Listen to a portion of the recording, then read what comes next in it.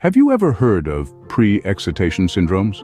These fascinating conditions refer to a group of supraventricular tachycardias, or SVTs, that are mediated by what's known as an accessory pathway. This pathway can lead to early activation of the ventricles, a scenario we call ventricular pre-excitation.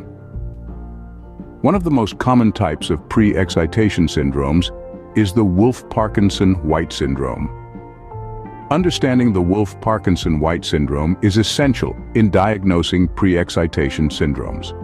Wolff-Parkinson-White syndrome is a congenital defect present in a small percentage of the population, but it has significant implications. This syndrome involves an accessory conduction tract, known as the bundle of Kent, which abnormally allows early electrical activation of part of one ventricle. The impulses travel at a greater conduction velocity across this bundle, effectively bypassing the AV node. As the ventricles are activated earlier, the ECG shows early ventricular depolarization in the form of initial slurring of the QRS complex. This is known as the delta wave. Furthermore, atrial impulses that conduct to the ventricles through both the bundle of Kent and the normal AV node or his Purkinje system generate a broad fusion complex. The ECG features of WPW syndrome are key in diagnosing pre-excitation syndromes. AFib is a common arrhythmia in WPW patients, and understanding it is crucial for effective treatment. In WPW patients, AFib is the index arrhythmia in up to 20% of cases, typically intermittent rather than persistent or permanent.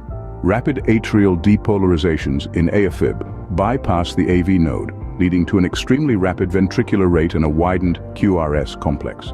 Treatment options include electrical cardioversion and medications such as IV procainamide or IV amiodarone. Now, let's talk about AV re-entrant tachycardia, or AVRT, another condition associated with WPW syndrome. AVRT involves a re-entrant loop via the accessory pathway and the normal conduction system. Treatment often involves ablation of the bypass tract for recurrent arrhythmias, with drugs such as flecainide and procainamide also used. Understanding AFib and AVRT in the context of WPW syndrome is an essential part of managing pre-excitation syndromes. Pre-excitation syndromes, particularly Wolff-Parkinson-White syndrome, are complex but crucial to understand. We've delved into their characteristics, the accessory pathway's role, and how AFib and AVRT impact WPW patients. With a good grasp of these concepts, you are on your way to effectively diagnosing and managing pre-excitation syndromes.